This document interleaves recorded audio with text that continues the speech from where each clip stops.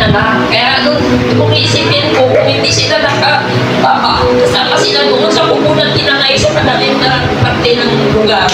Kaya po rin ang Panginoon. Thank you, Lord. Mayroon lang siya rin tinuturo sa atin. Thank you, Jesus. Kasi wala kayo sa Kanya. Amen. Lahat nangyayari ay alam ng Panginoon. Amen. Amen.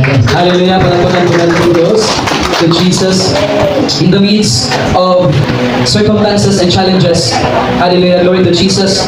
Nagpapasalamat pa rin siya sa Panginoon. Dahil nga, sabi niya, bahay lang yun, but what is more important is their lives. Amen? Wala na pong ibang mas mahalaga kundi yung buhay ng bawat isa. Kaya, pasalamatan talaga natin ang Panginoon. Amen?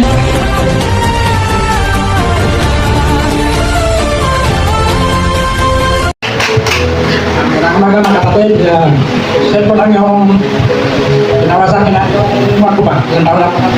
Kaya akong pastor. Hallelujah. Ay, hanggang ngayon, wala nang gusto. Lord, yan ako. Thank you, Jesus. Dati ko may kaya pagkulang po na yung pastor, Panginoon Diyos, hindi ko na po naramdaman ngayon. Thank you, Jesus. Hallelujah. I was there po sa bahay nila when our pastor visit yung bahay ko nila. So I was there.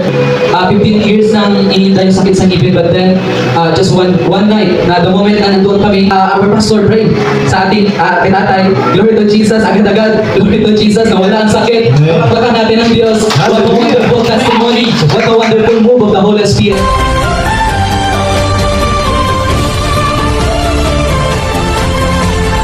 Bilang sa mananampalataya, automatic meron ka ng limit observation yan.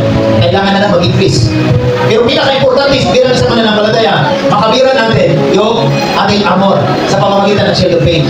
Di ba? At alam naman natin, Romans 10:17, faith comes from hearing and hearing from the word of the Lord. Amen. That's why right now, we are focusing about the word of God. Kasi yan yung foundation natin. God wants us to go back to the basic.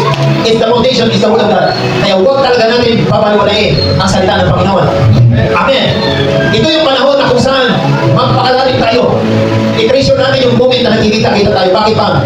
Because time will come, we will spread out. Meron pupunta ng north, meron pupunta ng south. Amen. Even in your village, pwede kayo magamitin yan ng Panginoon. Amen.